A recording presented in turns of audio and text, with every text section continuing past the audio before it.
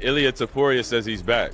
What you think about that? He better be, because I'm supposed to fight him in June on the White House card. Uh-oh. That's who I'm fighting. Oh, that's who you want. That's who I have to have. That's why I fought for this thing. White House in June, let's go.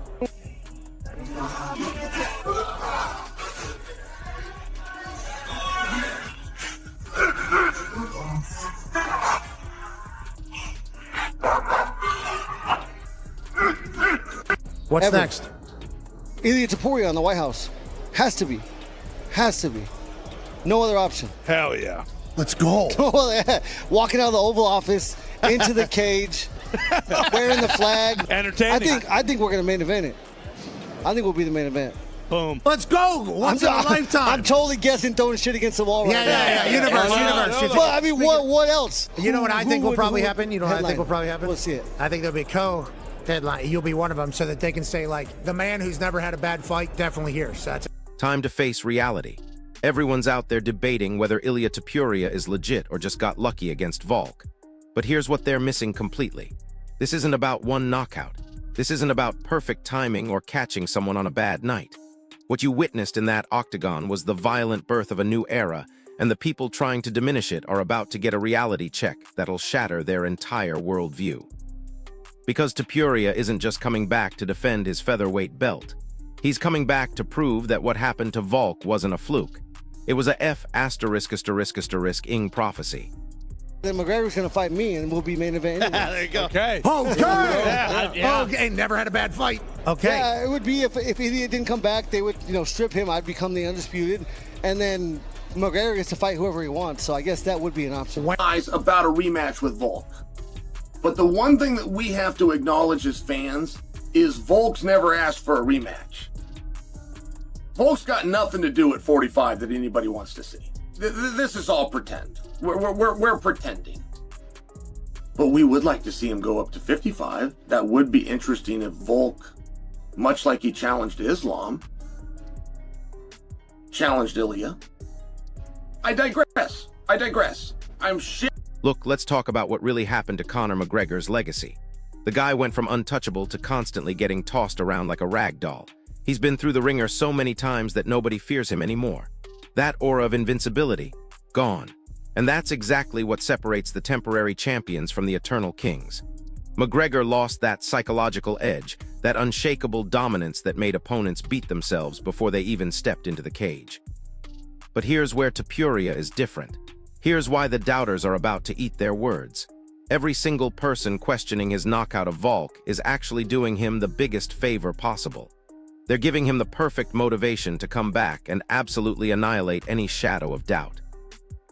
But that win brings into question that they'd only completed one round, and that round was won by Volk. Here's what's driving me absolutely insane about this whole narrative. They're sitting there whispering that Topuria's massive win over Volk was just perfect timing. They'll point to that stoppage and act like there's some cloud hanging over the victory. But listen very closely to what I'm about to tell you, because this changes everything. That doubt isn't a crack in Topuria's armor. It's the anvil on which true champions forge their legacy. This man isn't returning to simply defend what he has. He's coming back to obliterate every single person who dared to question whether his knockout was real. And when he does, when he proves that his destruction of Volk was just the beginning, all these keyboard warriors are going to look like absolute clowns. He'd just been knocked out by... But we lose the right to have that discussion and not just crown Ilya the greatest 45-pounder ever. We lose that right when the principal, who's Volk, never said, I want to try that again. It's relevant. It's very relevant to the story. If everybody just sat down and goes, this is the best guy, we don't have a debate. We got nothing to fight about. But here's the kicker that nobody's talking about. Volk's silence after that fight isn't just some minor detail you can brush aside. It's a primal roar of total domination. Think about it. Alexander Volkanovski, the guy who ruled the featherweight division for years, got knocked out so brutally that he doesn't even want a rematch. That's not normal.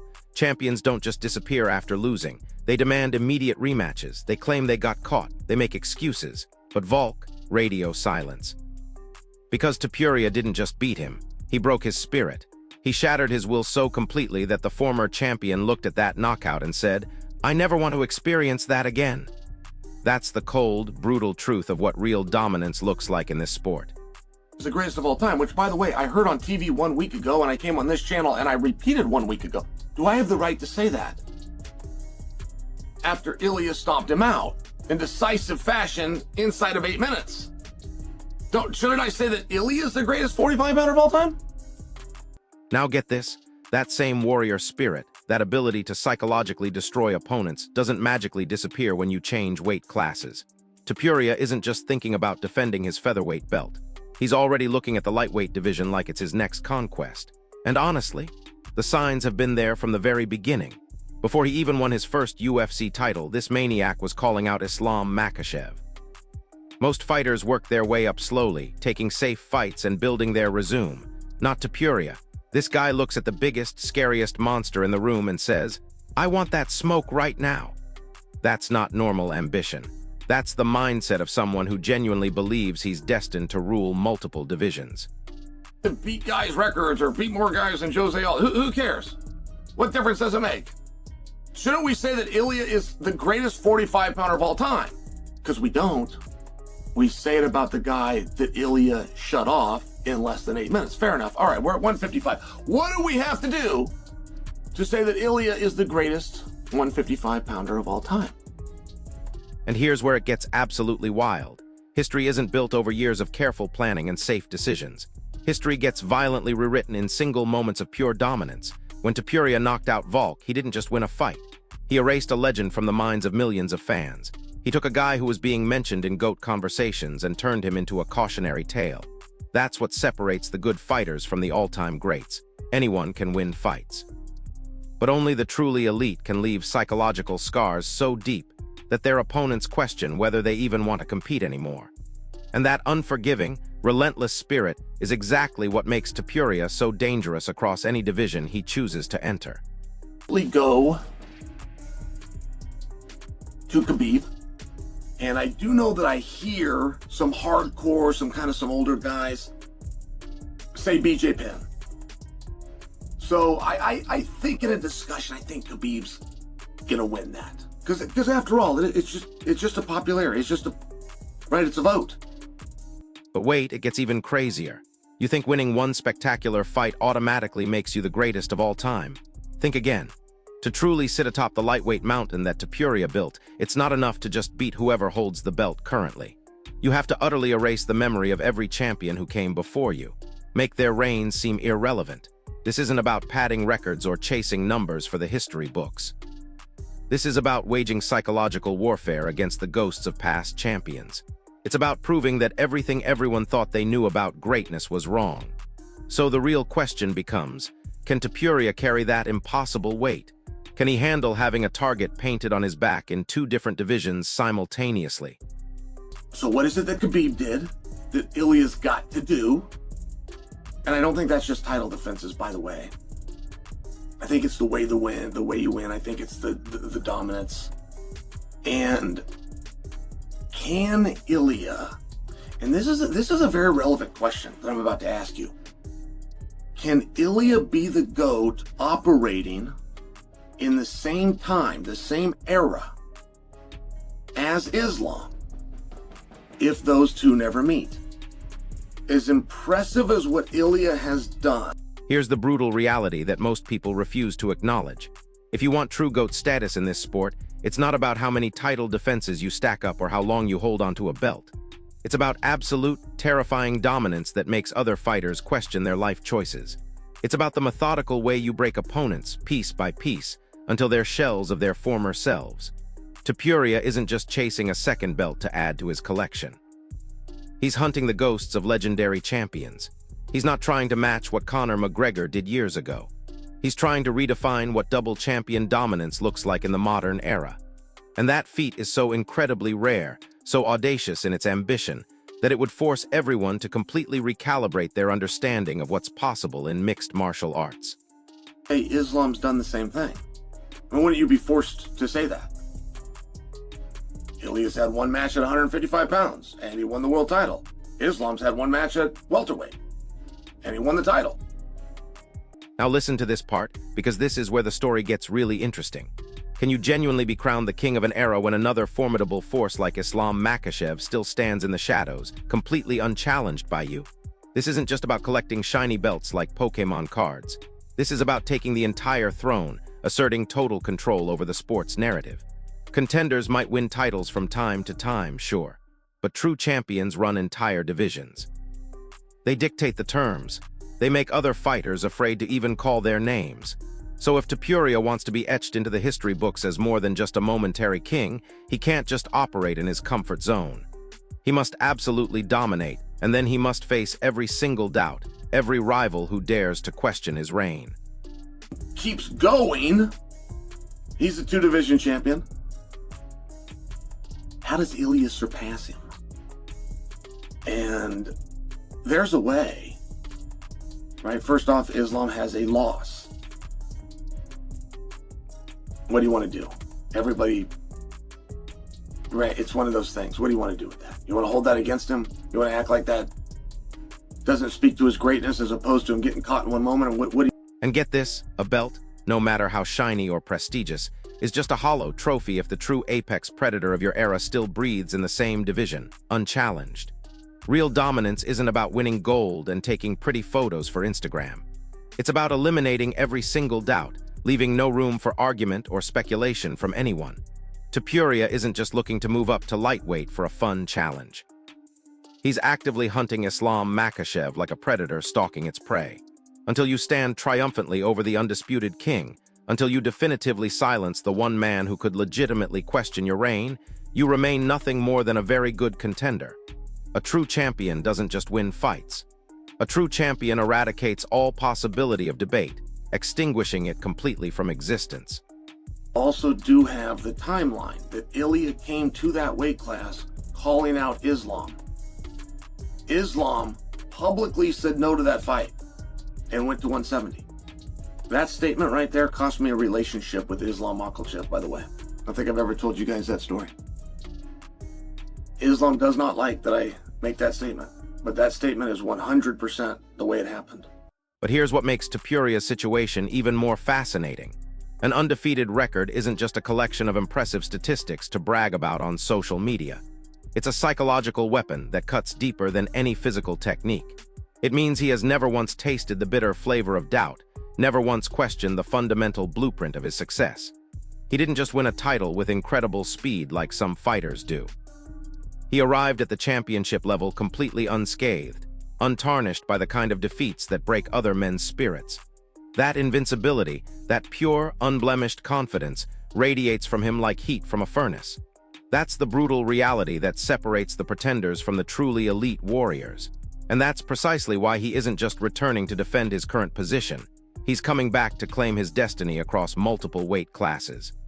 155. Now, he was looking at 170. He wanted to leave the weight class, but he didn't. He was the champion. And ILIA relinquished, moved to the division. Hold up. Did you catch what just happened in that conversation with Khabib? Before Topuria had even secured his featherweight championship, before he had any gold around his waist whatsoever, he stood there demanding a shot at Islam Makhachev and the lightweight crown. That wasn't just idle talk from some overconfident prospect. That was the visceral roar of a warrior whose vision transcends weight classes entirely. He called his shot publicly before he had a single accomplishment to back it up. And what happened? The legendary Khabib essentially said, "Go earn it first." So what did Topuria do? He went out and absolutely obliterated the featherweight division, leaving a trail of unconscious bodies in his wake. Now here's the critical truth you need to understand. A predator with that level of audacity doesn't forget his original target.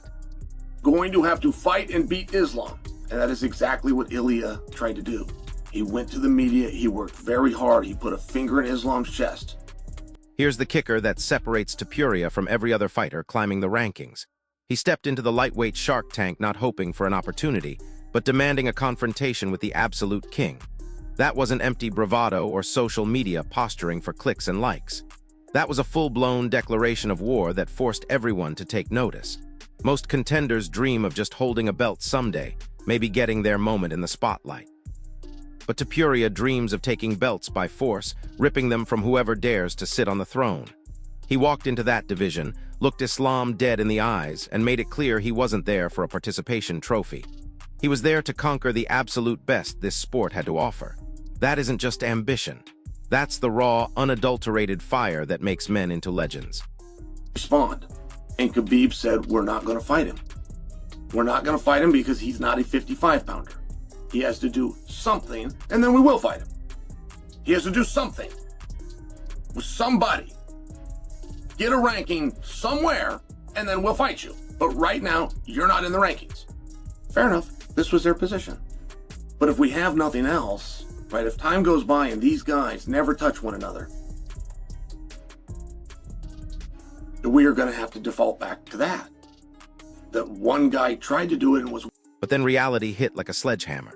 The gatekeepers of the lightweight division told him in no uncertain terms, "You're not ranked, you're not ready, you haven't earned this opportunity yet." That's the cold, hard reality of professional fighting. Desire alone, no matter how intense or genuine, will not buy you a title shot in this brutal game. But here's the crucial piece everyone's missing about true warrior mentality. Champions don't ask for opportunities like employees requesting vacation time. They go out and take what they want through sheer force of will. They conquer entire divisions with absolute dominance, then return not to humbly seek a chance, but to forcefully claim what they believe is theirs by right. That rejection didn't break Topuria's spirit. It forged him into something even more dangerous than before. Fight you. We're forced to. We can't deny these things. So what would Ilya have to do? And I don't think it's as simple as go, okay, he's got to beat Sarukian, and he's got to defeat Gaethje, and he's got to handle this business with Paddy the Baddy. And at that point, he's the greatest ever. I don't know that it works like that. Like, there's a time period, there's a longevity, there's an adversity that you have to deal with. There's an adversity that he's dealing with right now, and he's working his way through. It's a very interesting pick. Ilya for greatest of all time. But there is going to have to be some time. Now he's not just back in the conversation. He's here to definitively finish what was denied to him years ago. Think about the psychological impact of that original rejection. A fighter with that level of confidence, who tried to skip the line and grab the lightweight title before he'd even proven himself at featherweight, doesn't simply forget that ambition. That audacious demand was his first declaration of war on the lightweight division. It was a promise, a prophecy that he's now in position to fulfill. He's not returning to the sport as some hopeful challenger looking for his big break. He's coming back as a champion with unfinished business, ready to collect what he always believed was rightfully his from the very beginning. Or he could go to 170, beat Islam, and close the book on this whole thing right now. But isn't that interesting? Isn't that interesting? We don't call Ilya the greatest 45-pounder of all time, but we do give that distinction to a guy that Ilya shut off. So we talk about to be the greatest of all time, he's got to have this longevity, he's got to fight 5 more guys, he's got to deal with all these things. Well, or he could just go beat Islam right now. Do you agree? And here's what's absolutely insane about this whole timeline. We're not talking about some quick turnaround fight or easy money grab. We're potentially looking at 5 grueling years of absolute dedication to clean out an entire second division. Do you honestly think a true GOAT legacy is forged in a few highlight reels and social media posts? If you do, you're completely blind to what greatness actually demands. Topuria isn't just moving up to lightweight for a fun challenge or a bigger payday. He's stepping into a meat grinder filled with the most elite killers on the planet. This isn't about beating a few big names and calling it a career. This is about enduring wave after wave of adversity, broken bones, and the brutal reality that separates fleeting champions from enduring legends. But forget the resume building and statistical achievements that casual fans obsess over. You want to know the fundamental difference between a contender and a true legend. A contender plays the long game, carefully plotting their path up the rankings like they're climbing a corporate ladder. A champion looks at the biggest, most terrifying monster in the room and says, "I'll take him right now." That's Topuria's fight IQ in a nutshell. That's the embodiment of the warrior spirit that built this sport. You don't gradually work your way up to greatness. You violently seize it in moments that define entire eras. You burn down the old history books and rewrite them in front of the entire world, leaving no doubt about who really runs this game. So there you have it. Topuria isn't just some lucky puncher who caught Volk on a bad night. He's an undefeated champion with unfinished business in 2 divisions, carrying the psychological warfare skills to break opponents before they even step into the octagon with him. This isn't just about collecting belts or padding statistics. This is about a man who called his shot years before he had the credentials to back it up, and now he's in position to make that original prophecy come true. The lightweight division isn't just his next challenge, it's his destiny. And honestly, I think we're about to witness something that completely redefines what double champion dominance looks like in the modern era. So here's my question for you, drop it in the comments. Do you think Topuria can actually pull off this insane plan, or is the lightweight division too deep for even him to conquer? If this breakdown helped you understand why this man is different from every other champion we've seen, smash that like button, subscribe to the channel, and hit the notification bell because this story is just getting started. I'll see you in the next one. The scary part about all this? We're not even talking about Topuria's most dangerous weapon yet. Everyone gets mesmerized by those knockout highlights and forgets the real terror lurking beneath the surface. This man doesn't just hurt you physically, he gets inside your head weeks before you even share the same octagon. Look at what happened to Josh Emmett. The guy was a legitimate contender, a proven finisher who'd been knocking people unconscious for years. But something changed the moment he signed that contract to fight Topuria. You could see it in his eyes during the press conferences. That wasn't just pre-fight nerves, that was genuine fear. Here's what separates the elite from the legendary. It's not just about having knockout power or slick submissions. Any decent fighter can learn techniques and build physical strength. But psychological dominance, that's something you're either born with or you're not. Topuria walks into every fight knowing his opponent is already defeated upstairs. They've watched the Volk knockout 1,000 times. They've seen how he dismantled Ryan Hall's grappling game like it was child's play. By the time they step into that cage, half the battle is already over before the referee even says fight. And here's the brutal mathematics of what Topuria is really planning. Moving up to lightweight isn't just about facing one dangerous opponent. The lightweight division is absolutely stacked with killers who have been perfecting their craft for decades. You've got grapplers like Islam Makhachev who can suffocate you on the ground. You've got explosive strikers like Justin Gaethje who can separate your consciousness from your body with one perfectly timed hook. Then there are the submission specialists, the cardio machines, the pressure fighters who never stop coming forward. Most champions struggle to dominate one division for more than a few years. Topuria wants to simultaneously rule two of the most competitive weight classes in the entire sport. But here's where the story gets absolutely wild, and this is something nobody's talking about in the media. Topuria's training methodology is completely different from every other fighter climbing the rankings right now.